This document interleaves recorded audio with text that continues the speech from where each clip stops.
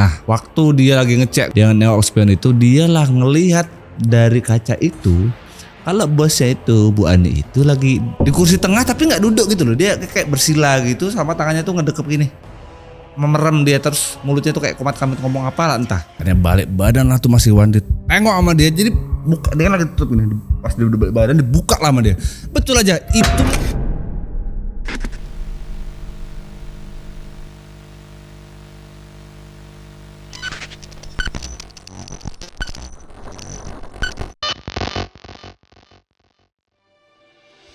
Selamat datang di Cerita Rijalmuk di episode 46. Sesuai janji minggu ini kita ada 2 kali cerita Rijalmuk, ada di weekday dan juga di weekend. Di weekend ini akan kutemenin kalian untuk membacakan sebuah cerita yang dikirim oleh Mas Iwan. Kusamarkan namanya seperti biasa. Mas Iwan ini, beliau ini pernah punya pengalaman, dia menjadi saksi atas praktek pesugihan Gunung Kawi. Jadi waktu itu dia tuh kerja gitu sama bosnya. Bosnya inilah yang pesugihan di Gunung Kawi. Dia tahu betul. Kenapa dia bisa tahu betul Bang Jal? Karena dia ini yang menyaksikan dengan jelas nih secara detail dari awal kejadian bosnya tuh merintis usaha, dia pesugihan segala macam sampai tuh toko tempat dia gawe itu sampai sukses. Dia tahu betul lah. Bahkan sedetail itu dia tahu. Setiap praktek pesugihan gitu selalu identik dengan tumbal gitu kan. Dia tahu betul siapa yang ditumbalin sama bosnya ini. Ya kira-kira siapa yang ditumbalin dan apa yang terjadi sama tumbalnya. Siapin kopi dan juga cemilan seperti biasa. Sini gue ceritain.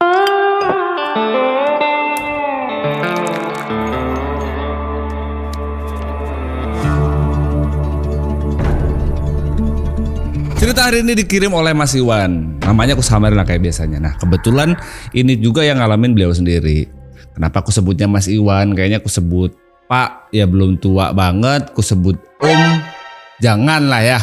Maksud gue Mas aja. Karena waktu itu kejadiannya tahun 2002 teman-teman. Sedangkan sekarang udah 2026 gitu ya. Kalau waktu itu Mas Iwan ini masih 20 tahun, berarti kan sekarang 40-an, mendekati 50-an ya gitu kurang lebih. Nah cerita ini terjadi di tahun 2002 di sebuah daerah di Jawa Tengah. Kagak usah nyari di mana, biasa orang-orang di komen ya. Lo cari sendiri aja lah ya. Di Jawa Tengah tahun 2022 waktu itu Mas Iwan tuh kondisinya masih nganggur. Pancenemu pengangguran. Ini cerita serem, jangan ketawa-tawa ya. Jadi waktu itu masih nganggur, tapi bukan berarti Mas Iwan ini nggak nyari gawe atau apa Bang Jal. Jadi aku nih tetap nyari gawe lah, karena waktu itu juga aku nih pernah sekolah SMA gitu, cuman nggak sampai lulus. Jadi ya harusnya ijazah dia terakhir tuh SMP. Tapi meskipun begitu beliau ini tidak putus asa gitu. Kayak mana caranya lah biar dapat penghasilan, dapat uang gitu. Jadi boro-boro rokok, makan pun kadang-kadang susah gitu. Nah, rumahnya Mas Iwan ini deket kali sama pasar. Jadi dia tuh sering banget di pasar lah. Ngapain di pasar Bang ya? Pertama karena rumahnya deket, yang kedua dia berharap apalah yang bisa aku kerja di pasar nih. Jadi kuli kek, jadi apa kek segala macem, bantuin orang dagang mungkin atau bantuin orang belanja, bawain belanjaannya segala macam, itu dapat duit. Nah, jadi waktu itu setelah jadi kuli panggul lah segala macam kayak gitu kan, jatuhnya kayak freelance gitu kan ya. Nah, selesai dari kerjaan itu istirahatlah dia karena waktu itu sudah menunjukkan pukul 2 siang. Habis jam makan siang gitulah dia istirahat. Di waktu Mas Iwan ini istirahat, nemulah dia selembaran. Selembaran itu kebetulan banyak, beberapa ada yang disebar, beberapa ada yang ketempel. Nah, selembaran itu isinya adalah orang ngebuka loker gitu. Lagi nyari karyawan. Diambillah tuh kertas sama dia. Dibutuhkan karyawan yang pekerja keras dan juga jujur. Enggak cang-cincong lah, karena emang dia lagi butuh banget gawe nih. Langsung disamperin sama dia tokonya hari itu juga. Siang itu dia ngerasa kayak dapat petunjuk gitu loh. Kayaknya aku bakal dapat gawe nih tetap nih daripada manggul gini, nggak pasti tiap hari. Nah disinilah Mas Iwan ini berkenalan dengan yang punya toko yang ngasih selembaran tadi. Namanya adalah Pak Bambang dan juga Bu Ani, sepasang suami istri pemilik toko gitu, warung kelontong, usianya 30 sampai 40 tahunan. Nah mereka berdua ini belum punya anak, udah nikah puluhan tahun lah. 10-an belasan tahun menikah belum punya anak. Jadi mereka benar-benar fokus ngejagain toko itu loh. Nah, Pak Bambang ini menurut Mas Iwan ya, beliau itu orangnya tuh kayak sabar, lembut, kayak kebapaan banget gitulah, ngayomin gitulah. Jadi bukan tipikal bos yang galak gitu. Nah, kecuali bininya dari pertama kali versi Mas Iwan ketemu sama pasangan suami istri ini, vibes-nya tuh memang kayak yin and yang gitu loh. Suaminya tuh kalem gitu, welcome banget sama orang baru gitu. Istrinya kagak. Jadi pertama kali ketemu pun sama Mas Iwan tuh udah ketus gitu loh, judes gitu. Kayak gimana sih, kayak lu ngelihat peran emak-emak antagonis gitu, mukanya tuh yang udah pedes dari awal. Datanglah Mas Iwan ini ke toko yang nyebar undangan lagi, nyebar selembaran tadi. Di bawah tuh selembaran sama Mas Iwan. Assalamualaikum, punten Bapak Ibu nyun sewu, Bapak Ibu yang lagi nyari karyawan deh. Nah kebetulan yang aku temuin nih Bang Jal, di Ibu Aninya langsung. Makanya sama Bu Ani dijawabnya tuh kayak, serius kamu mau kerja gitu, emang kamu lulusan apa? Ya Allah, ini padahal kan di situ kan terteranya bukan jadi admin atau apa gitu ya. Nah, dijawab lah sama si Wan, ya Bu, saya kebetulan pernah sekolah SMA tapi ya memang tidak lulus. Jadi kalau ibu nanya, SMP lah, tapi aku bisa kok kerja apa aja Bu. Nah waktu lagi ngobrol tuh Mas Iwan sama Bu Ani ini, datanglah Pak Bambang ini. Pak Bambang juga menanyakan hal yang sama seperti Bu Ani tanyakan tadi. Masnya mau lamar kerja sini? Jadi Pak, saya mau kerja di sini kalau diperbolehkan. Loh, Masnya tapi kuat ya angkat-angkat gitu. Oh kuat Pak, siap Pak. Aku juga biasanya udah di pasar ini udah lama. Aku biasanya jadi kuli-kuli panggul lah. Nah setelah si Mas Iwan tuh ngejawab gitu, kayak diskusi gitu antara suami istri ini. Wis lah Bu, ini aja gak apa-apa. Ibu lu nanyain sekolah segala macam, orang cuma bantuin bapak aja kok. Bapak gitu ngawur nyari karyawan. Wis lah Bu, dari kemarin toh kita udah nyari gak dapet toh. Wong kita juga ngasih gaji kan gak gede. Ibu lu mintanya ini itu. Selesai bisik-bisik tuh diskusi suami istri, Pak Bambang inilah bilang sama si Wan, ya gak apa-apa kalau sampean mau kerja sini Mas, tapi yo amit sewu Mas, aku gak bisa janjiin yang gimana-gimana. Kondisi toko juga ya Mas kan bisa lihat sendiri. Jadi kami ini gak bisa ngasih gaji yang besar. Nah pikirnya Mas Iwan, daripada aku ini gak pasti kan tiap hari jadi kuli panggul, ya wis lah gak apa. Pak butuh apa Pak? Kebetulan kuliah juga masih butuh. Oke pun kalau gitu besok udah mulai masuk Mas yo. Nanti bantuin bapak angkat-angkat barang, kalau ada yang beli nanti dibantuin. Ya apa aja lah yang bisa kamu kerjakan besok Mas Iwan, kamu kerjain aja di toko. Seminggu setelah Mas Iwan kerja di tokonya Pak Bambang dan juga Bu Ani ini, dia mulai mengerti apa yang dimaksud sama Pak Bambang kemarin. Jadi kayak, aku nih seminggu kerja di sini nih nggak lihat lah, aku nih ada 1-2 hari yang rame gitu. Aku pikir dalam seminggu memang ada hari-hari yang agak sepi, tapi ada 1 hari itu yang rame kali, tapi enggak gitu. Satu daerah kan bisa ada yang namanya pasar Senen atau pasar Kemis gitu ya. Seminggu sekali atau 2 kali itu kan lagi rame-ramenya. Memang pasarnya rame, tapi pengunjung di toko ini memang gak serame itu. Jadi dia mulai paham kenapa situasi tokonya ya memang kayaknya lagi agak susah nih. Tapi ya wes lah, aku gak mau mikirin gimana. Yang penting aku mau kerja di sini Bang Jal. Walaupun sebetulnya aku dia agak janggal dalam hati kayak, oh ya wajar kayaknya nih samping kanan kiri tokonya Pak Bambang aja grosiran gede gitu. Sementara sini mungkin barangnya kurang lengkap atau apa. Bahkan sampai di minggu kedua aku kerja di sini Bang Jal, aku tuh ngeliat pengunjung tuh ya kehitung jari gitu. Malahan aku lebih sering ngeliat orang yang ngampas atau orang-orang distributor gitu yang bawa nota merah gitu. Itu malah lebih sering datang, kayak hampir setiap hari tuh ada gitu. Udah situasi toko sepi, udah gitu tagihan utangnya makin banyak. Makin kesini makin kelihatan sifat aslinya Bu Ani. Jadi ada satu waktu pengunjung toko tuh kayak emak gitu lagi belanja minyak lah apa segala macam kebutuhan dapur. Karena Mas Iwan ini lagi mindahin barang gitu, yang angkutin barang ya walaupun dia nggak nguping nih ya, tapi kan secara nggak langsung karena ada di ruang yang sama jadi kedenger kan obrolannya si pengunjung toko ini sama Bu Ani. Jadi si pengunjung toko ini kayak ngelem gitu loh, kalau bahasa Jawa itu kayak ngelem si siapa namanya Mas Iwan ini. Bu Ani tokonya sekarang udah ada karyawan aja loh, kemarin aku minggu kemarin belanja belum ada loh. Oh ya jelas, tokoku lo nggak pernah sepi. Iwan denger itu tuh kayak dalam hati, sen nggak ada tuh rame-rame tuh aku dari kemarin di sini kerja gitu.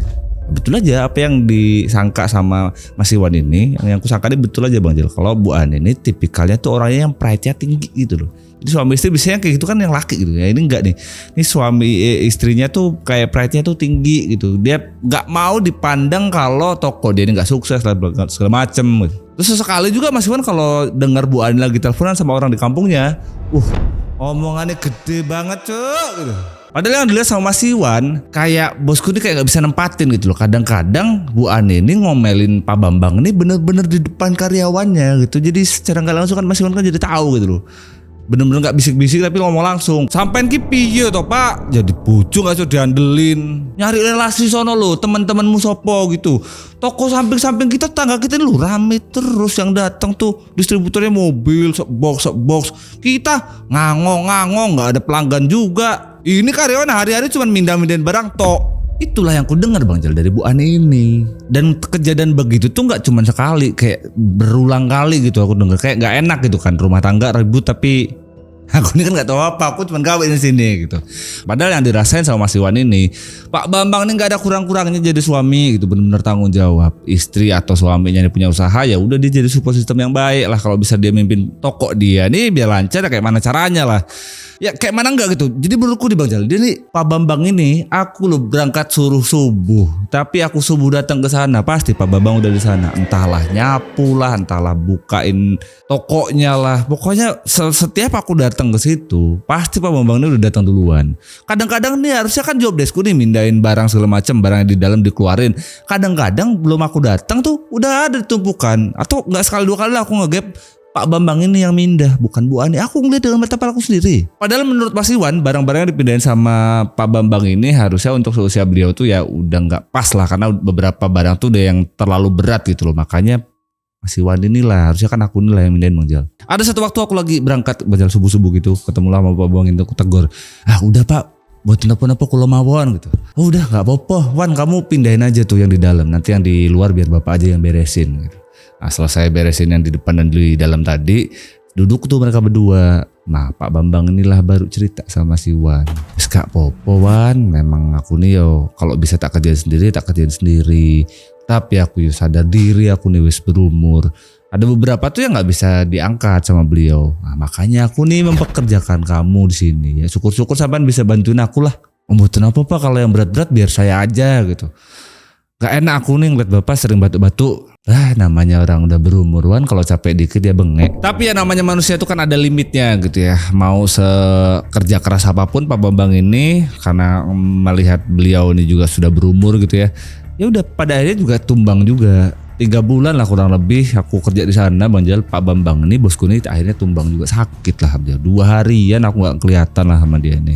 Tapi aku tahu dia ini di mana gitu, karena di toko itu di belakangnya itu kayak ada tempat istirahat gitu loh, kayak kamar gitu. Nah disitulah pasti Pak Bambang. Karena aku pernah sekali tuh suruh ngantar minuman ke sana sama Bu Ani gitu. Nah yang bikin aku bingung nih, aku dari subuh kan di sini kan berarti kan dari pagi banget nih sampai aku pulang kerja.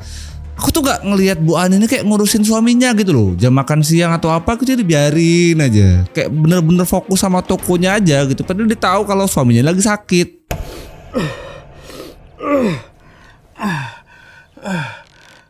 Nah setelah Pak Bambang jatuh sakit Bang Jal, semua urusan toko itu jadi yang ngurusin istrinya ya Bu Ani itulah. Nah singkat cerita, ada satu waktu Bu Ani ini ngobrol sama si Iwan. Bu Ani ini bilang, Wan kamu bisa bawa mobil toh? Oh iya Bu bisa. Telepon ya Bu. Ibu besok sewa mobil. Besok jam 9 mobil itu dari depan toko lah. Kamu jangan pulang gak sih yo? Besok antar ibu ke Jawa Timur. Si Iwan kaget nih.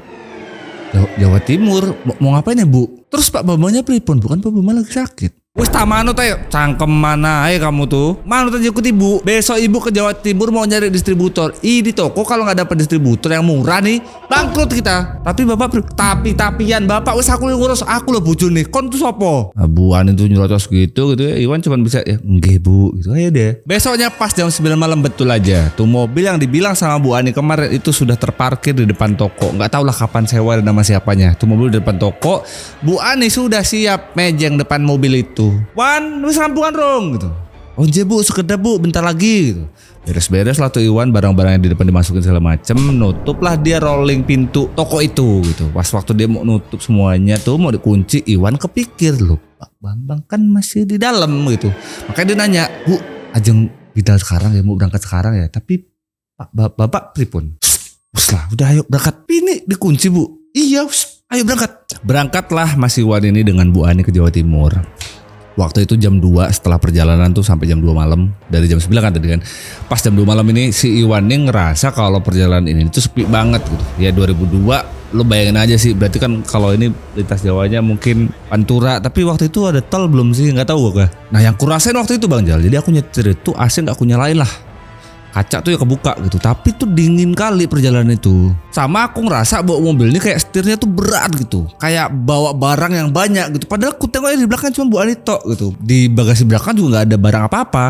Tapi berat aja rasanya. Nah sepanjang perjalanan itu ya gak banyak ngobrol lah. Karena Mas Wani mau ngajak ngobrol bosnya kan agak canggung juga. Apalagi nih bos dia ini kan mut-mutan, kalau dia lagi pengen ngajak ngobrol ya ngajak ngobrol, kalau enggak diem gitu. Nah sepanjang perjalanan ini yang dia ngerasa supirnya yang dia ngerasa tadi setirnya tuh kayak berat banget, Dia kan otomatis refleks nengok ke belakang nih Kak jatuhnya. Dia nengok ke belakang kan, apa sih yang dibawa segala macem gitu ya.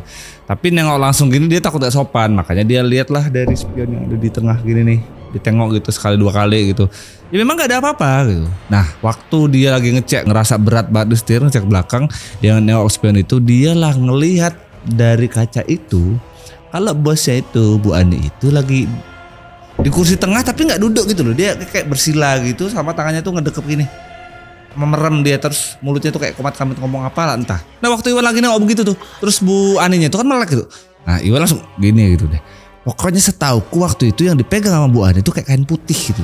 Sama satu lagi, seingatku nih, selihatanku nih. Jadi yang ada dipegang kain putih sama Bu Ani itu kain gitu tapi kayak ngebungkus foto. Itu jelas banget kalau itu foto, tapi nggak tahu itu foto apa gitu dan foto siapa. Apa itu fotonya Pak Bambang kali ya Bu Ani ini kayak nggak masuk akal gitu karena ya walaupun dia suaminya kayaknya Bu Ani itu nggak yang segitu care-nya gitu sama bosnya sama suaminya gitu. Terus lagi pula kalau itu foto Bang Jal ngapain dililitin kain putih?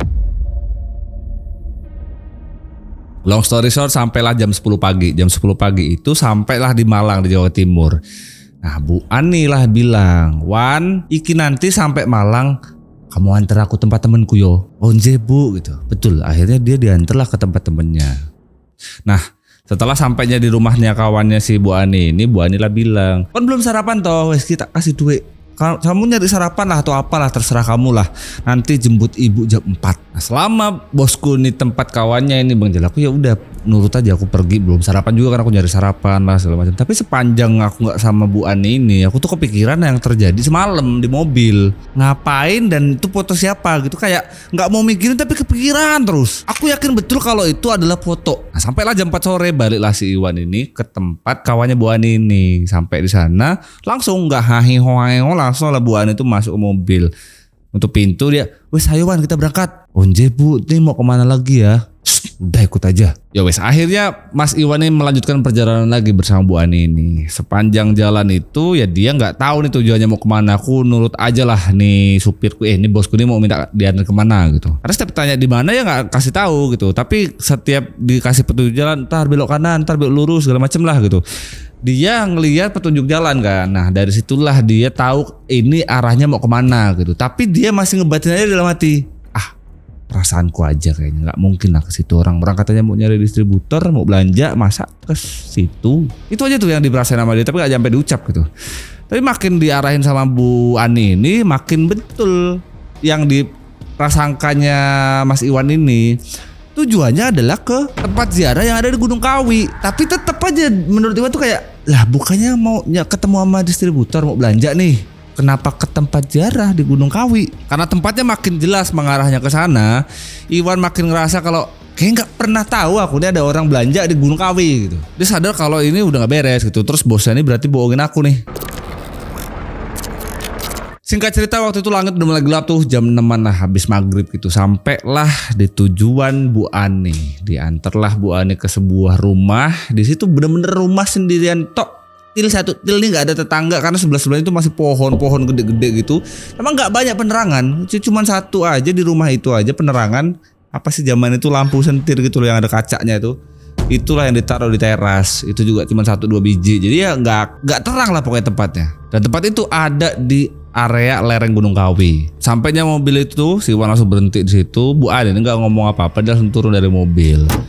Jadi dia mau ngikut atau apa kan nggak enak kan karena nggak disuruh, nggak diajak pula gitu. Jadi dia cuma nengok aja. Yang dia lihat dari rumah itu, dari rumah tua yang aku bilang tadi itu, keluarlah laki-laki. Laki-laki keluar ini dia pakai ini loh, blangkon. Nah, pakai blangkon itu. Nah, kita sebut aja namanya adalah Bakuncen. Nah, Bakuncen yang keluar dari rumah itu tuh langsung nyamperin ke mobil, nyamperin Bu Ani itu. Mereka berdua tuh kayak ngobrol gitu di luar mobil, tapi ya nggak kedenger kan. Iwan juga mau nguping kan nggak sopan gitu, jadi dia nggak denger lah obrolan mereka tuh ngobrol apa gitu. Yang Iwan tahu setelah mereka ngobrol ini diketok lah tuh kaca si Iwan biar keluar tuh. Keluar, "Anjay Bu gimana pripun gitu. Kok ambillah tasku di belakang." Nah, diambillah tas yang dimaksud sama Bu Ani. Mas Iwan tuh diambil lah, diantarlah ke Bu Ani. Si Iwan ya naluri aja kan, dia menjaga bosnya lah, apalagi kan bosnya ini perempuan gitu. "Tak temenin aja yo bosku iki." Baru kepikiran begitu, Mbah Kuncen ini bilang, "Sampean kini aja nggak usah ikut. Boten apa Mbah, aku lo tak ikut mawon, tak nemenin ibu gitu. Terus Bu Ani tuh bukannya ngebelain si Iwan, dia malah udah, karena bosnya udah begitu ya Iwan ya udah dia nurut aja nggak ngikut sono. Masuklah si Iwan ini ke mobil karena ya gimana, nggak boleh juga kan. Masuklah ke mobil, masuk di mobil ini dia bingung karena masa sih bosku pesugihan gitu, urus-urusannya sama Mbah Kuncen dulu tadi ngapain kalau nggak ke arah sana gitu. Lagi pula kalau dipikir-pikir kalau pesugihan toko tempatku kerja lo nggak kelihatan kayak orang pesugihan. Apa jangan-jangan ini baru mulai? Tapi dia segala macam yang dia pikirin nggak jelas itu ya cuma dia pikir sendiri gitu. Tapi aku tetap nggak habis pikir gitu kalau misalkan Bu Ani ini mau melakukan seperti yang bayangkan ini gitu, apalagi suaminya lu lagi sakit. Akhirnya waktu itu 2 jam setelahnya dari mereka datang, si Iwan nunggu ini udah 2 jam, bosnya ini gak kelar-kelar. Dia khawatir lah sama bosnya ini, takut terjadi apa-apa, takut kenapa-kenapa. Maka dia pikir, itu di depan rumah tuh ada kursi apa, aku tak tengok ke sana aja Bu ya, aku khawatir. Jadi diam-diam nih tanpa sepengetahuan Bu Ani, bosnya ini si Iwan ini turun dari mobil, duduklah di kursi yang ada di depan rumahnya Mbak Kuncen ini. Duduklah si Iwan itu di situ. Selama aku duduk Bang Jal, aku kayak gelisah aja gitu karena nih 2 jam gak keluar-keluar nih tempat lu, sepi banget. Aku di depan aja kayak gini rasanya karena anginnya kenceng, nggak kedenger apa-apa gitu, kayak paling denger suara jangkrik, suara kodok. Bahkan saking lamanya nunggu Bu Ani ini aku lah kepikiran untuk tidur Bang Jal. Apa aku rusik ya, aku tidur dulu sini kali ya sambil nunggu. Akhirnya ngerebain lah badan dia tuh di kursi, kan kursi ini kayak kursi panjang gitulah yang ada depan terasan rumah. Tidurlah dia di situ, ngadeplah dia di rumah. Nah rumah itu kan rumah papan, jadi kayak celah kayu, celah papan gini tuh, kayak kalau di dalam tuh ada cahaya, dari luar tuh kelihatan. Tapi ya gak kelihatan dengan jelas gitu di dalam tuh aktivitas apa dan mereka tuh ngapain. Jadi bener-bener kayak cahaya aja gitu. Karena di luar kan gelap. Terus kedengar tuh dari celah-celah itu tuh suaranya Mbah Kuncen sama Bu Ani ini. Si Iwan ngerasa dilema, dia kayak, nih aku masuk aja apa ya, tapi gak boleh, ntar aku nak marah lagi nih. Lagi mikir begitu dia, tiba-tiba dia denger kalau bosnya tuh Bu Ani itu dari dalam tuh nangis. Tapi bukan cuma suara nangis Bu Ani doang yang dia denger nih, yang Iwan denger nih, dia denger suara bosnya nangis, suaranya nangis histeris gitu. Sama sekali 2 kali dia tuh kedenger kayak suara serak gitu, kayak hewan buas lapar. Tapi bukan cuma suara nangisnya Bu Ani doang yang si Iwan ini denger, kayak sekali 2 kali tuh didengar kayak ngerintih gitu, kayak kesakitan. Pikirannya si Iwan ini makin kemana-mana. Bu Ani ini kenapa gitu? Dia tuh ngedenger suaranya Bu Ani tuh nangis, tapi kok aneh. Kadang lihat situasinya begitu gitu ya, dia penasaran dan juga khawatir gitu apa yang terjadi sama Bu Ani di dalam. Akhirnya dia berdiri tuh, habis tiduran tadi berdiri, diintip sama dia di celah-celah yang tembok yang kayu tadi gue bilang. Ini betul aja begitu diintip nih sama Mas Iwan di dalam ruangannya Mbah Kuncen ini.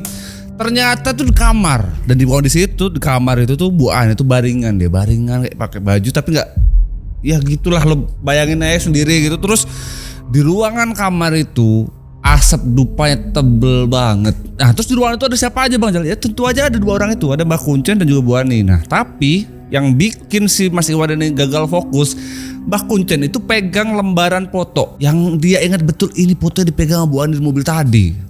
Di foto itu jelas betul kalau itu adalah foto suaminya Bu Ani, Pak Bambang itulah. Jadi posisinya di kamar gitu, Mbah Kuncen tuh di depan bokor tuh kayak buat naro kemenyan buat dibakar gitu. Nah depan situ tuh Mbah Kuncen, nah di depannya tuh Bu Ani tuh rebahan. Nah Mbah Kuncen ini pegang foto Pak Bambang itu sambil mulutnya tuh komat-komat entahlah baca apa. Diperhatiin betul-betul tuh Mas Iwan ini.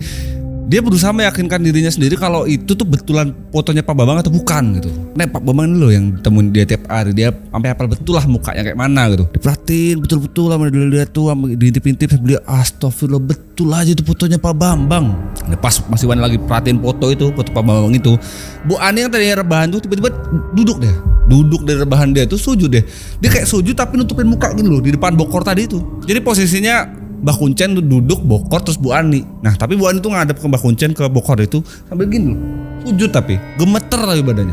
Terus Mas Iwan nih dia dilema di antara aku nih harus masuk buat nyelamatin Bu Ani ini karena nih udah kelewatan gitu, udah kelewat batas, gak masuk akal gitu. Tapi gak banyak juga yang bisa dilakuin Mas Iwan, mau masuk pun dia gak bakal bisa masuk. Tapi di situasi itu Mas Iwan tuh kayak gak tau ya, hati kecil dia tuh kayak tabrakan gitu antara ini aku harus bantuin Bu Ani di dalam gitu, tapi aku nih tak betul gitu gimana kondisi keluarganya Bu Ani sama Pak Bambang sekarang gitu. Lagi pula Aku juga tempat mereka kan cuma gawe aja nih. Lagi pula kalau mereka nanti bangkrut atau kenapa-kenapa, aku pula nih yang kena. Waktu lagi mikir gitu Mas Iwan tuh tiba-tiba ngerasa kalau kondisi dia malam itu kayak dingin banget gitu. Tapi dinginnya gak biasa gitu. Kayak ada angin kencang tapi lewat. Ditambah perasaan Mas Iwan tuh gak enak. Terus gak ada sebab, gak ada apa gitu ya. Tiba-tiba ya tuh kayak bulu kuduk dia tuh merinding gitu. Kayak yang dia rasain sama Mas Iwan ini. Yang aku rasain Bang Jalan, kayak di belakangku tuh kayak ada orang. Tapi setiap ku tengok ke belakang tuh gak ada siapa-siapa. Berkali-kali ku tengok ke belakang gak ada siapa-siapa. Kuliah sekeliling rumahnya Mbak Kuncen juga pun gak ada siapa-siapa. Tapi kayak setiap aku nengok kanan kiri kayak sekelibat tuh kayak ada sosok. Tapi pas aku tengok lagi gak ada. Bener-bener gak ada. Padahal aku ingat betul kalau tadi setiap aku tengok gini kayak sekelibat ada sosok warnanya hitam gitu. Tapi gak tahu lah apa. Karena pas aku tengok lagi ya gak ada. Kayak dalam hati dia tuh kayak perasaanku tadi setiap aku tengok tuh kayak ada orang loh. Tapi aku tengok lagi gak ada gitu. Sampailah ketika Mas Iwan habis nengok sebelah kiri gitu ya, sebelah kanan yang rumahnya Mbak Kuncen itu kan banyak pohon-pohon gitu ya kanan kirinya. Habis nengok sebelah kiri, nengoklah dia ke sebelah kanan. Detik itu juga istighfar. Astagfirullahalazim, seumur-umur hidup nih baru pertama kali ini aku ngeliat ada sosok begini. Dia ada sosok warnanya hitam gitu, setengah badan dia. Gak ada gitu atasnya, cuman kakinya aja. Takut itulah yang dirasain sama Mas Iwan ini. Jadi karena dia ngerasa takut dan juga panik gitu ya, takut akan terjadi apa-apa nih ya, refleks aja dia ngeliat sosok itu langsung balik badan dia. Jadi dia kayak membelakangi sosok yang hitam tadi gitu. Nah selama belakangan ini kayak dia mikir, ini dia bakal ngedeket atau enggak gitu. Karena yang dirasain sama dia itu kayak ada ngelangkah cek itu makin deket ke arah dia. Terus kenapa Mas Iwan gak lari Bang Jal? Aku nih udah coba lari Bang Jal. Aku pengen kali lari ke mobil gitu loh, ninggalin rumahnya Mbak Kuncen dan juga sosok itu gitu. Tapi kakinya Mas Iwan ini kayak berat gitu loh. Karena makin lama Mas Iwan tutup mata gitu, balikin badan, ini suara tuh kayak makin jelas deket sama dia gitu. Kayak bener-bener paling tinggal beberapa langkah lagi tuh di depan di belakang dia gitu. Tapi begitu semakin suaranya deket, kayak mungkin kurang 2-3 langkah lagi nih suara itu berhenti. Gak ada suara lagi. Harusnya kalau udah gak ada suara lagi nih, antara dia ini udah hilang atau emang dia berhenti di situ gitu. Tapi dalam hatinya Mas Iwan tuh kayak aku gak yakin kalau dia ini pergi gitu. Aku tengok lah. Jadi kayak takut tapi dia pengen nengok gitu, penasaran. Akhirnya balik badan lah tuh Mas Iwan, ditengok sama dia. Jadi buka, dia kan lagi tutup ini. Pas dia udah balik badan dibuka lah sama dia. Betul aja, itulah makhluk yang dia lihat sekelibat tadi. Sosok depan dia ini tapi kayak cuma setengah badan gitu, kaki doang, ke atas gak ada. Detik itu juga tuh jantungnya Mas Iwan kayak deg-degan tuh berdebar-debar kencang banget. Lari balik ke mobil. Sepanjang lari itu dia dari rumah itu ke mobil adalah kayak 10-15 meteran, lari dia ke mobil. Beberapa kali tuh Mas Iwan tuh sampai jatuh gitu ya. Pas dia jatuh gitu, ada sekali waktu dia jatuh ke bawah gitu, kesungkur gitu. Waktu dia mau nengok ke atas lagi gini, kaki yang di belakang tadi loh, depan dia jelas betul karena kelihatan semuanya, kayak kakinya tuh lebam, kayak banyak koreng segala macem. Warnanya juga udah pucat biru gitu, bener-bener kayak kaki mayat lah. Terus makhluk yang dilihat sama dia ini udah mah di depannya dia ini kayak makin deket gitu loh sama dia, tuh makin ngedeket lagi ke Mas Iwannya. Lari sekencang-kencangnya masuklah ke mobil. Jadi begitu masuk di mobil sama dia kunci pintu, langsung dia tutupan dia ngambil ke belakang, ambil ke bawah. Jadi sambil sembunyi di mobil gitu sesekali dia tengok keluar mobil. Dia mau memastikan makhluk tadi tuh lo ngikut apa enggak gitu. Pas dia sekali gitu ngelihat, bener aja itu makhluk tuh ngedeket ke arah mobilnya Mas Iwan. Ya udah, karena tuh makhluk makin deket ya udah dia balik lagi dia nutupin muka gini terus ke bawah lagi gitu. Dia nggak berani nengok lagi, tapi dia yakin betul kalau suara makhluk itu tuh langkah kakinya makin lama makin dekat sama mobilnya Mas Iwan. Semakin dekat dengan mobilnya Mas Iwan, nggak berani lagi aku nengok Bang Jal, karena aku denger betul di makhluk tuh kayak jalan keliling mobil gitu loh. Dan itu berkali-kali kayak muterin mobilnya dia, terus kayak seakan-akan dia tuh maksa Mas Iwan, udah lu di mobil aja, kagak usah ke rumah-rumah lagi gitu loh. Dan sepanjang tuh makhluk gak jelas tadi muter-muterin mobilnya Mas Iwan ini, si Mas Iwan tuh ngerasa di dalam mobil dia tuh baunya tuh anjir gitu loh, kayak bau mayat. Apa dia tuh mastiin gitu loh di dalam mobil, jangan-jangan nih makhluk dimasuk ke mobil gitu. Dipastiin sama di dalam mobil gak ada satupun orang di mobil atau makhluk yang ditakutin sama dia di mobil. Karena suara kaki itu masih di luar-luar aja, kayak keliling aja. Karena bau yang di mobil tadi tuh makin lama makin nyengat gitu. Apalagi sama detak jantungnya dia ini kayak makin kencang gitu ya, sampai di titik dia tuh pingsan, dia nggak sadarkan diri di mobil itu. Nggak tahu lah apa yang terjadi setelahnya. Sampai kurang lebih jam 5 pagi, subuh gitulah dia sadarkan diri, dia kebangun di mobil itu. Pas dia kebangun, dia pertama kali yang dia ingat tuh kejadian semalam. Takut apa yang dia alami tadi malam itu masih ada gitu. Tapi dia udah nggak denger lagi tuh suara kaki. Bau di mobil juga udah nggak kayak semalam lagi gitu. Tapi dia masih ketakutan gitu loh, mau ngintip nengok gitu. Tapi betul aja waktu tengok di luar sama dia udah nggak ada lagi. Makhluk itu udah nggak ada, bau di mobil juga udah nggak ada. Yang dia lihat, pintu rumahnya Mbak Kuncen itu kebuka. Dari situlah keluar Mbak Kuncen dan juga Bu Ani. Gak lama dari itu Bu Ani lah nyamperin ke mobilnya Iwan ini. Masuk ke mobilnya Iwan. Yang diperhatiin betul lah Mas Iwan ini. Bu Ani ini mukanya kayak apa ya Bang? Kayak mukanya tuh kayak pucat, kayak orang kurang tidur semalaman gitu. Tapi seneng. Masuklah Bu Ani itu ke mobil. Dia langsung duduk aja di belakang gitu. Di kursi tengah gitu langsung duduk. Nggak ada obrolan ini, nggak ada obrolan itu gitu. Bu Ani langsung bilang, "Kon ngapain tadi malam Wan?" Kayak seakan-akan Bu Ani ini tahu apa yang dilakukan sama si Iwan semalam. "Kon inget ya Wan, apa yang udah kamu lihatin nggak boleh sampai bapak tahu." Gitu. Iwan ngerasa takut karena kok bisa Bu Ani ini tahu gitu dalam hati dia. Dia nggak bisa jawab apa kecuali "Nggih Bu." Bahkan setelah itu diancam lagi tuh sama Bu Ani. "Kalau ini sampai bocor kemana-mana ke bapak atau sampai keluar gitu, bukan cuma kamu Wan, keluargamu taruhannya." Setelah itu Iwan pergilah sama Bu Ani meninggalkan lokasi Gunung Kawi itu. Jam 5 itu langsung cabut lah, pergi balik ke Jawa Tengah. Setelah dari Gunung Kawi itu pulang ke Jawa Tengah, langsung pertama tujuan mereka tuh langsung ke toko itulah, karena dia tahu betul kalau toko itu pasti nggak buka karena bapak kan lagi sakit itu kan. Sampainya di toko, buka toko segala macem, si Ibu Ani lah bilang sama Iwan, "Wan, tas yang di belakang mobil tuh tolong diambil, bawakan ke dalam." Gitu. Diajaklah sama Bu Ani ini masuk ke dalam toko, buka toko segala macem. Tas yang ditenteng sama Iwan tadi itu dibawa gitu. Jadi masuklah Bu Ani ini ke kamarnya Pak Bambang, tempat Pak Bambang istirahat barengan biasa di toko. Masuk juga Mas Iwan ini ke situ. Ditanyalah sama dia tas itu, "Mana tasnya Wan?" "Nah ini Bu," dikasihlah sama si Iwan ini. Begitu tasnya itu dikasih sama si Iwan, dibukalah tas itu sama Bu Ani. Yang di dalam tas itu bentuknya kayak guci gitu tapi kecil. Dalam hatinya si Iwan, ini benda apa lagi yang bawa sama bosku ini? Kecurigaanku ini makin kencang Bang Jal si Iwan ini, karena barang yang guci tadi itu ditaruhlah sama Bu Ani ini di bawah kasur. Jadi tempat tidur itu kayak ada bolong gitu kasur, di bawah kasur itulah ditaruh sama Bu Ani di situ. Jadi dalam hati cuma bertanya ini apa gitu, fungsinya buat apa, tujuannya mau ngapain? Suaminya sendiri loh. Tapi karena si Iwan dari awal udah tahu kalau semua yang dilakukan sama Bu Ani ini udah nggak beres nih, tanya lah dia agak ngunjak dikit, beraniin diri sama dia nanya, "Bu, punten tuh gucinya mau buat apa ya?" Gitu. "Kamu nanya mulu loh, udah cepet taruh di bawah." Gitu. Si Iwan tuh yang suruh taruh di bawah gitu. Habis itu bantuin bapak nih bersih-bersih. Setelah nyuruh itu Bu Ani keluar aja. Jadi di kamar tuh tinggal Mas Iwan ini sama Pak Bambang. Pak Bambang lah nanya gitu sambil udah bangun gitu, batuk-batuk gitu sambil nanya, "Dari mana toh Le, kok dari kemarin gak kelihatan, gak pulang-pulang, toko lu baru buka jam segini." Gitu. Si Iwan tuh dilema dia, mau ku jawab jujur apa yang kulihat, tapi aku ingat betul ancamannya Bu Ani tadi subuh itu. Jadi Mas Iwan tuh cuman ngejawab kayak, "Oh iya Pak, Anu kemarin tuh habis nganterin ibu ketemu sama supplier."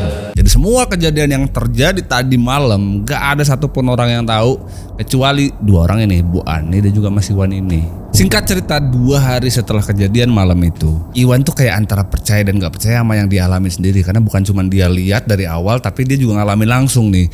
Tuh toko yang tadinya dari awal kita tahu tuh toko sepi terus tiap hari, yang datang bukan pembeli malah orang-orang yang nagih kas segala macem gitu. 2 hari setelah itu tuh toko tuh rame banget. Si Iwan ini jadi orang yang super sibuk di toko itu. Dia gawe, dia biasanya cuma mindahin barang, sekarang bener-bener nganter pesanan orang, nganter belanjaan orang, kayak nggak berhenti gitu. Dari pertama buka sampai tutup rame banget. Terus ada satu waktu, karena Bu Ani ngerasa mungkin yang tahu rasa ini kan cuma dia masih Iwan ini, jadi dia kayak ngelirik Iwan, "Nah kayak mana, bagus kan Wan?" Dia congkak gitu loh dia. Iwan tahu betul kalau semua yang terjadi rame segala macam ini faktornya salah satunya itu tuh. Ya, apa yang dilakukan sama Bu Ani itu lah, bosnya itu lah. Dia nggak bisa ngejawab yang gimana, gue cuma dia senyum-senyum kayak anjir Bu gitu-gitu aja dia. Dan bukan cuma 2 hari itu aja, kayak setelah berbulan-bulan setelah ritual itu gitu ya, kayak toko ini tuh makin lama makin gede gitu. Dulu tuh yang datang kayak cuman orang-orang ngampas tuh pakai motor gitu ya. Sekarang yang ngampas tuh yang datang tuh benar-benar mobil box kontainer gede gitu, kayak yang ngesup barang tuh gede-gede sekarang karena penjualannya emang sekencang itu. Jadi si Iwan tuh kayak dilema di antara nih, aku nih harus seneng kalau tempat kerja aku nih jadi gede gini, tapi aku tuh tahu loh alasan jadi begini nih karena itu kan. Di titik itu tuh si Mas Iwan ini juga dapat kayak ini, gak kayak kenaikan gaji gitu. Zaman itu dia dapat itu 175.000 aku dapatnya Bang Jal. Nah waktu itu tambahlah sama Bu Ani ini, kau dapat 500.000 sekarang kan. Karena kau sekarang kerjaannya selain jagain toko, kau ngurus bapak juga ya. Dan bahkan gak butuh waktu lama, kayak setahun 2 tahun doang, usahanya Bu Ani ini expand deh. Jadi kayak sebelahnya di tangga ruko sebelah dia ini tahu tokonya sepi segala, dibeli sama dia. Rukonya udah aku beli aja, aku bayarin aja. Jadi tokonya Bu Ani yang tadi kecil disulap lama itu jadi toko gede gitu sekarang. Jadi yang tadinya cuma 1 ruko gitu, sekarang kayak ada 3 ruko jadiin 1 ke atas gitu. Jadi ada 1 ruko tuh emang buat aktivitas jual belinya, ada 1 ruko yang ditempatkan sama dia ini cuma jadi gudang doang buat naruh barang doang. Dan waktu itu pula gajinya Mas Iwan dinaik lagi. Dia jabatannya tuh sekarang udah gak cuma ngurusin angkat-angkat doang dia. Karyawannya juga bukan cuma Mas Iwan aja, sekarang udah banyak gitu, ada 15 orangan lah kurang lebih yang kerja di situ.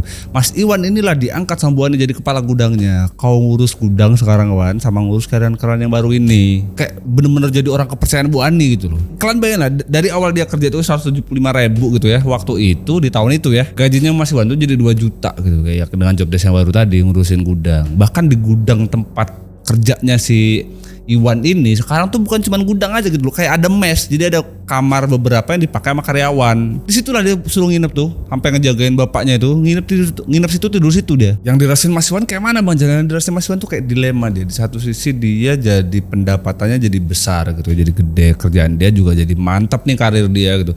Walaupun tiap hari dia ngelihat tempat kerja dia ini jadi rame, tokonya tuh banyak pengunjung segala macam, tapi dia tuh selalu kayak punya ngerasa perasaan bersalah karena dari semua hal yang terjadi. Ini aku tuh tahu betul loh kejadiannya dari mana. Bahkan yang selalu bikin Mas Iwan ini ngerasa bersalah, setiap toko tuh lagi di puncak-puncak pembelinya lagi banyak-banyaknya gitu dalam seminggu, anggaplah weekend gitu lagi rame-ramenya pengunjung. Hari besoknya Pak Bambang tuh pasti jatuh sakit. Kayak ada aja yang kumat sakit baru gitu. Jadi yang dirasain sama si Iwan, walaupun aku tuh nggak tahu lah maksudnya kondisinya Pak Bambang ini sakit karena apa, tapi karena itu udah berulang kali terjadi begitu, itu kayak ngerasa yakin betul kalau semua penyebab sakitnya ini kayaknya sedikit banyak gara-gara toko ini lah, karena setiap habis rame sakit loh. Kalian bayangin aja gitu, dari awalnya cuma jatuh sakit karena kecapean gitu, demam. Pak Bambang ini lama-lama tuh kayak makin kondisinya tuh makin memprihatinkan gitu. Sekali dibawa ke rumah sakit segala macem, malah divonis lah sama dokter ini kalau kakinya beliau ini sudah nggak bisa difungsikan lagi, bener lumpuh aja. Jadi yang dulu masih bisa bantuin Iwan di depan segala macem, udah nggak bisa jalan sekarang, bener-bener kursi roda aja. Iwan tiap malam tidur di gudang itu, di mes dia ini, dia tuh kayak sering kali nangis karena dia ngerasa bersalah sama Pak Bambang, tapi juga nggak banyak yang bisa dilakuin sama dia. Jadi kadang sekali dua kali kalau lagi ngerawatin Pak Bambang ini, dia kayak ngomong sendiri. Gue nggak tahu lah ini bakal direspon gak sama Pak Bambang gitu ya. Dia sering ngomong sendiri kalau Pak maafin Iwan, Pak Iwan nggak bisa banyak bantu gitu. Tapi si Iwan tuh kayak nggak lepas gitu loh, pengen ngasih tahu semuanya sama Pak Bambang. Yang parah lagi, jadi sepanjang cerita tadi gue dari awal nggak kasih tahu kalau mereka berdua ini, si Bu Ani sama Pak Bambang ini, tinggal lah mereka ini di toko itu. Tapi kan toko ini makin gede gitu kan gudangnya, ada 2-3 lantai. Nah Bu Ani itu tinggal juga di toko itu, sama kayak Pak Bambang juga, tapi tinggalnya di atas, kayak lantai bawah itu dipakainya buat usaha lah. Tapi Pak Bambang ini nggak tinggal di dalam gudang itu. Jadi memang sengaja dibuatkan bangunan yang kayak seukuran kamar aja, itu dipakai untuk tempat tidurnya Pak Bambang ini. Tapi itu di luar dari gedung itu, kayak gedung, di belakang gedung ada bangunan kecil kamar. Jadi kayak sengaja diisolasi gitu loh. Dan yang ngurusin itu ya cuman Bu Ani yang bisa nengok sama si Iwan. Terus kayak mana dengan karyawan-karyawan yang lain? Karyawan yang lain tuh selalu menanyakan gitu sama seniornya, kan berarti Mas Iwan kan. Nanya sama Mas Iwan karena nanya sama bosnya nggak nyampe lah. Mereka semuanya tahu kalau di belakang itu adalah bos mereka yang laki-laki, Pak Bambang gitu. Tapi nggak ada satupun dari mereka yang bisa bebas akses masuk ke kamar itu loh. Kayak di luar gedung juga kan. Tapi mereka tahu kalau disitulah tempat Pak Bambang tidur. Kayak sengaja diisolasi gitu loh. Kalau alasan dari orang-orang yang dia dengar, dari kayak Bu Ani segala macam, Pak Bambang sakit dan harus diisolasi. Tapi selama mereka kerja masa isolasi terus? Orang yang kerja tepatnya Bu Ani sama Pak Bambang ini, mereka tuh kan cabut sebelum jam 9 malam atau jam 9 malam itu paling mentok lah. Ya tugas terakhir yang meriksa semua dagangan segala macem, catatan, ngecek barang segala macem, dan juga nutupin toko itu si Iwan itulah. Baru dia ngurusin Pak Bambang. Sudah pada balik gitu ya. Udah nggak cuma sekali dua kali, setiap si Iwan ini lagi ngecek barang lah, dia mau nutup toko lah, dia selalu ngerasa kayak di toko ini ada penghuni lain kecuali dia. Padahal dia tahu betul di bawah itu cuma ada dia sama Pak Bambang lah ibaratnya. Dan itu terjadi berulang kali setiap malam. Dia ngerasa sesuatu yang aneh terus. Tapi Iwan tahu ini nggak beres, tapi aku nggak bisa ngapa-ngapain juga gitu loh. Puncaknya udah gak ketahan lagi waktu si Iwan lagi ngecekin barang gitu ya. Jadi tumpukan beras gitu di sela-sela gitu, lorongan gitu. Dia masuk lah ke situ buat ngecekin barang jam 9 malam lah. Habis itu dia mencium sesuatu yang sangat persis dengan apa yang dia cium di mobil waktu malam itu, waktu ada Jawa Timur itu. Bukan cuma baunya doang, bahkan langkah kaki yang ada juga itu loh, sama persis kayak kaki yang muterin mobil dia. Dia masih ingat betul lah, itu sama betul. Udah setelah kejadian itu besoknya lah dia bilang sama Bu Ani, dia bilang apa yang dirasain lah. Karena udahlah, ini yang tahu juga cuma aku sama Bu Ani nih, makanya aku ngomong aja lah, ngomong lah dia sama Bu Ani. Bu, nyuwun sewu, aku nih kayak mana aku yang mau bilang ya, tapi aku tuh ngerasa kayak ada yang nunggu gitu di toko selain aku gitu loh. Makanya aku nanya sama ibu, ibu pasti tahu lah. Udah kawan, biarin aja, lo gak ganggu kamu juga toh. Dari jawabannya Bu Ani yang begitu, Iwan jadi yakin betul kalau yang tadi malam nih gangguin aku ini sama yang waktu itu ada di mobil, makhluk kaki itu loh. Iwan juga dia jadi menyimpulkan gitu kalau ternyata selama toko ini jadi gede segala macam ini, oh makhluk itulah yang dibawa sama Bu Ani ke sini. Dia yakin betul sekarang, berarti bukan cuma aku doang nih sama Pak Bambang nih yang dibawa nih, ada makhluk itu juga. Bukan cuma itu, jadi tiap jam 1 malam ini ingat betul nih Mas Iwan nih. Karena setiap jam 1 malam dan setiap minggunya nih dia selalu ditugaskan yang sama nih sama Bu Ani dari mulai hari pertama itu.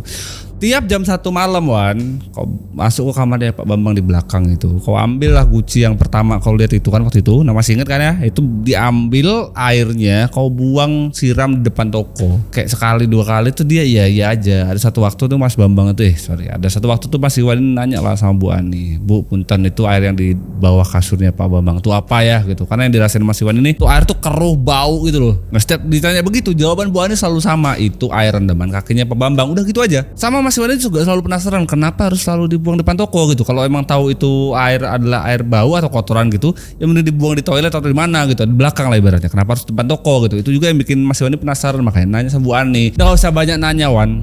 Tapi Bu, nggak usah tapi-tapian, lakuin apa yang saya suruh. Dan selama 2 tahunan itu, bertahun-tahun itu nggak bisa nolak. Itu yang dilakuin sama Mas Iwan. Setiap malam Jumat jam 1 malam ngambil yang ada di bawah kasurnya Pak Bambang, dibawa sama dia, dibuanglah keluar di depan halaman toko. Dan sepanjang 2 tahun itu dan setiap minggunya juga kejadian itu, setiap dia nyiramin itu ke depan toko, Mas Iwan tuh selalu ngerasa kalau dia nyiramin air itu ke depan toko. Jadi depan toko itu kan ada tiang listrik gede gitu. Di tiang listrik itu Iwan hafal betul kalau tuh makhluk yang kaki doang itu selalu ada di sana. Setiap si Iwan tuh nyiram dia ada di situ. Tapi nggak berani nengok dia. Tapi emang benar-benar gak ganggu ya. Tapi emang di situ dia. Tapi setelah rutinitas 2 tahun itu, yang malam Jumat tiap jam 1 itu cuma berhenti sampai 2 tahun. Setelahnya Iwan tuh udah nggak boleh lagi masuk kamarnya Pak Bambang tanpa sepersetujuannya Bu Ani. Jadi kayak yang aktivitas ngebuang air segala macam itu diambil dulu, diambil sama Bu Ani, dikasih ke Iwan. Gitu terus. Itu berjalan sampai tahun ke-7. Di tahun ke-7 juga inilah kondisinya Pak Bambang tuh udah semakin memprihatinkan, udah semakin kurus kering, kulitnya tuh loh kayak bukan lebam tapi bener-bener jadi kurus kering dan warnanya hitam gitu loh. Sampai ada satu waktu di sore hari gitu ya, Iwan tuh lagi istirahat makan. Nah, waktu lagi makan tuh dia keinget, Pak Bambang ini udah makan belum gitu. Jadi setelah kayak beberapa tahun terakhir tuh aku nggak boleh lagi kan masuk ke sana gitu. Tapi aku tahu kabar dan juga kondisinya Pak Bambang terakhir ini udah makin memprihatinkan, kayak kepikiran aja gitu dia, kayak naluri anak ke bapak aja gitu ya. Iseng lah dia masuk kamarnya Pak Bambang diam-diam tanpa sepengetahuan Bu Ani, bawa makanan si Iwan ini, bawa bubur buat dikasih ke Pak Bambang. Di waktu masuk kamarnya Pak Bambang ini diam-diam dia masuk ke situ, bawa bubur itu, ditaruhlah bubur itu di meja. Iwan ini dengar Pak Bambang tuh ngomong tapi kayak mana sih kondisi sakit kritis gitu kan, udah nggak bisa ngomong yang jelas gitu. Jadi dia cuma dengar kayak Pak Bambang tuh kayak nangis tapi kayak mau ngomong sesuatu. Dia ngomong yang si Iwan dengar kayak, Wan tolongin Wan, bapak ini tiap malam selalu nggak tenang, kayak selalu ada yang ganggu gitu. Iwan tahu betul ini pasti ulah-ulahnya Bu Ani sama makhluk itu. Iwan tuh cuma bisa duduk ke sebelah kasur gitu sambil nenangin Pak Bambang gitu. Belum sempat ngomong apa-apa gitu si Iwan tuh, Pak Bambang udah nambah lagi dia kayak, tiap ibu nih masuk kamar terus bakar apalah ya, dupa segala macam gitu, badanku tuh makin sakit gitu lah. Yang dirasain nama Pak Bambang yang dibilang sama dia ke Iwan. Dan Pak Bambang ngomong kayak gitu tuh sambil nangis-nangis. Makin bingung dan makin dilema si Iwan ini. Dia ngerasa aku tahu semuanya yang bisa aku kasih tahu sama bapak nih, sama Pak Bambang ini. Tapi dia tahu betul kalau nanti ini aku kasih tahu, aku loh masih diancam kan sama Bu Ani. Aku bahkan mau lepas aja kayak nggak bisa gitu loh. Jadi yang bisa dilakukan cuma bilang, iya bapak yang sabar ya Pak ya, semoga cepat sembuh. Udah gitu-gitu aja. 1 tahun kemudian sekitar jam 1 malam tuh, waktu itu malam-malam hujan deras jam 1 malam, yang ada di bawah itu kan cuman ada si Iwan aja sama di kamar belakang itu Pak Bambang. Nah jam 1 malam ini tumben-tumbenan si Bu Ani tuh turun dari atas nyariin si Iwan. Kayak orang panik gitu loh nyariin Iwan. Wan. Iwan juga bingung. Kenapa nih jam 1? Tumben-tumbenan banget soalnya. Si Bu Ani tuh nyari si Iwan, manggil-manggil kayak orang kebingungan gitu. Disamperin lah sama si Iwan. Bu kenapa Bu gitu. Soalnya ngelihatnya si Bu Ani ini, ngelihat Bu Ani ini kayak orang panik gitu loh. Makanya ditanya sama si Iwan. Dibilang sama Wan ikut ibu ke belakang gitu. Jadi si Iwan ini diajak lah sama Bu Ani ini ke belakang. Di belakang gudang di kamarnya Pak Bambang itu, tempat Pak Bambang istirahat. Sampainya di kamar itu, Iwan tuh kaget gitu. Bu, bapak Bu gitu. Jadi yang dilihat sama si Iwan ini, Bapak Bambang ini sudah meninggal. Dalam kondisinya itu belum kaku, badannya kurus kering, terus kulitnya tuh ngehitam semua. Selesai ngomong itu, si Iwan nih ngeliatin Bu Ani karena si Iwan tuh duduk gitu ngeliatin Pak Bambang itu di sampingnya, sedangkan Bu Ani tuh berdiri aja di samping pintu. Dia ngeliat Bu Ani tuh kan, matanya Bu Ani tuh kayak orang berkaca-kaca kayak mau nangis gitu, tapi kelihatannya kayak orang panik gitu kan, dia gigitin kuku gitu lah. Jadi tadinya yang dilihat sama si Iwan ini Bu Ani ini cuman di belakang gitu kan, cuman berdiri aja. Dia pelan-pelan tuh mendekat ke Pak Bambang, nangis, dia teriak kenceng kayak orang bener-bener stres gitu loh. Dia ngejambakin rambut lah segala macem. Sekencang itu Bu Ani nangis sampai tetangga-tetangga ruko itu yang pada tinggal di sekitaran pasar itu pada ngumpul ke sana. Panik takut terjadi apa-apa di tempatnya Bu Ani. Nah ngumpul kan tuh rame, jadi malam itu jam 1 malam itu di belakang itu rame gitu. Orang-orang tetangganya Bu Ani pada datang, mereka tuh pada bisik-bisik, ih kasihan ya Bu Ani ya ditinggalnya sama Pak Bambang ini, kayaknya stres betul kalau dilihat-lihat gitu. Soalnya yang dilihat sama warga segala macam itu si Ibu Ani tuh ya bener-bener kayak mana ya, kayak depresi gitu loh. Dia ngejambakin rambut lah, teriak-teriak gak jelas. Itu kurang lebih yang dibilang sama tetangga-tangganya. Dan semua bisik-bisik itu tuh kan kedenger sama si Iwan. Iwan tuh dalam arti kayak ngerasa gak suka betul gitu sama respon-respon orang-orang ini. Dia kayak ngerasa kayak kalian ini gak tahu aja gitu apa yang sebenarnya terjadi. Karena Iwan tahu betul Bu Ani ini nangis bukan karena dia kehilangan suaminya, tapi dia nangis karena tumbal satu-satunya yang bikin usaha toko dia makin gede ini udah gak ada. Di momen inilah Iwan ini sadar betul kalau semua perjalanan Bu Ani ini akan selesai malam ini. Di detik itu juga meninggalnya Pak Bambang ini, hancurlah sudah nih toko ini habis ini nih. Dan betul aja habis itu besoknya tuh suruhlah si Iwan ini buat nyiapin pemakaman segala macam. Dari hari besok itu langsung dimakamin Pak Bambang ini. Dan betul aja besok jadi nggak nyampe hari ke-7 lah, nggak nyampe hari ke-7 meninggalnya Pak Bambang ini. Si Iwan tuh kayak dikasih gambaran atas apa yang dia rasakan gitu, apa yang dia takutkan malam waktu meninggalnya Pak Bambang itu pelan-pelan tuh kayak terbukti gitu loh. Barang-barang di toko rusak lah, karyawan pada cabut lah segala macam, pemasukan toko juga berkurang. Banyak komplain tuh pelanggan-pelanggan yang biasa tuh jadi pelanggan setia bikin toko jadi gede, banyak komplain segala macam. Kayak seakan-akan bener nih habis setelah meninggalnya Pak Bambang ini sumber penghasilannya Bu Ani ini akan seret. Sama si Iwan tuh sadar, oke, kalau waktu itu aku diancam nih sama Bu Ani ini gara-gara nanti kalau aku bilang atau aku beberin semuanya sama Pak Bambang ini akan terbongkar semuanya. Sekarang kan Pak Bambang udah gak ada gitu. Jadi ngerasa kayak dulu ancaman itu udah gak ada ikatan lagi. Jadi setelah meninggalnya itu baliklah dia ke rumah orang tuanya di Wonosobo. Jadi dia gak netep di situ gitu lah. Ya walaupun dia sadar kalau udah gak ada ikatan lagi, tapi kalau masih di sekitaran pasar ini kayaknya kurang aman gitu lah. Balik dia, pengen lupain semua kejadian itu, baliklah ke rumah orang tuanya di Wonosobo. Dan 2 tahun setelah dia balik ke Wonosobo itu ada satu momen tuh dia pergi dan kebetulan itu ngelewatin tempat dia tempat Bu Ani itu. Jadi dia kepikiran setelah 2 tahun kayaknya aku mampir deh, aku penasaran gitu toko tempatku kerja dulu tuh gimana sekarang kondisinya. Mampirlah dia ke sana karena selama 2 tahun benar-benar gak ada kabar tuh dia. Mampir dia ke sana, tuh toko yang ditemuin sama dia udah tutup, kayak bangunan udah terbengkalai aja gitu. Dia tanya lah sama tetangga tokonya karena beberapa tetangga itu masih banyak lah yang dia kenal yang dulu gawe sama dia. Ditanya segala macam. Jadi dari apa yang dia dapat dari tetangga itu, dia bilang kalau usaha ini tuh berangsur-angsur bangkrut setelah meninggalnya Pak Bambang. Si Iwan dengar itu pun udah gak kaget. Terus ditanya, terus Bu Ani kemana ya gitu. Jadi semua orang yang tetangga-tangganya ini gak pada tahu Bu Ani kemana. Yang mereka tahu terakhir kali mereka ketemu dan ngelihat Bu Ani masih ada di ruko itu, Bu Ani ini sering didatangi rentenir lah, utang dia tuh banyak lah, aset-aset dia banyak yang disita segala macam. Tinggal nyisa mungkin bangunan ini. Dan orang-orang di sana pun gak tahu status bangunan ini masih punya Bu Ani atau bukan. Dan bahkan ketika tanya Bu Aninya kemana, mereka satu pun gak ada yang tahu Bu Ani kemana. Itu dia sebuah cerita yang 17 lembar banyaknya nih ku bawain soal pesugihan Gunung Kawi. Udahlah teman-teman, percayalah kayaknya nggak ada gitu yang namanya pesugihan. Kalau ada pesugihan nih kayaknya ekonomi kita nggak akan susut gitu. Mending semua rakyat kita yang banyak ini pesugihan aja semua gitu. Kita nggak bakal butuh utang gitu. Gitulah ya, dipikir secara logis saja. Sekalipun itu terjadi juga apa yang kita tahu selama ini kan pasti selalu ditukar dengan sesuatu yang berharga. Masa suaminya ditumbalin? Teman